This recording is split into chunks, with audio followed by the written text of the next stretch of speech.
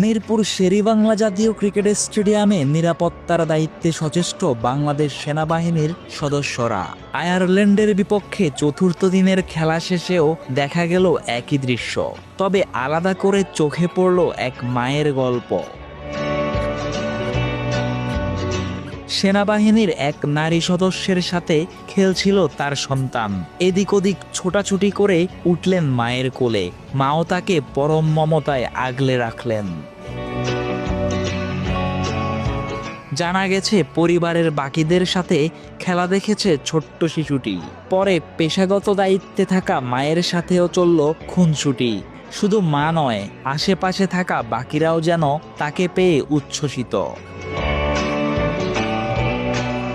Daily ক্রিকেটের ক্যামেরায় ধরা পড়ল সেসব দারুণ মুহূর্ত। তবে এক পর্যায়ে ঠিকই সন্তানকে পাঠিয়ে দিতে হলো বাসায়। পরিবারের বাকিদের সাথে ছোট্ট শিশু ফিরে গেছে আপন ঠিকানায়। মা তখনও বহাল দায়িত্বে মিরপুর শেরেবাংলা জাতীয় ক্রিকেট স্টেডিয়ামে। নারীরা তো এমনই হয়, কখনো রাধে কখনো চুল বাঁধে। কর্মজীবী নারীদের ক্ষেত্রে গল্পটা হয় আরো চ্যালেঞ্জিং, আরো কঠিন। এসব সামলে নিয়েই তাদের দেখাতে হয় ভালোবাসা, মমতা, পালন করতে হয় মাতৃত্বের দায়িত্ব। দিন শেষে মায়েরা পারেন সবই। এ কারণেই মায়েরা হয় মমতাময়ী।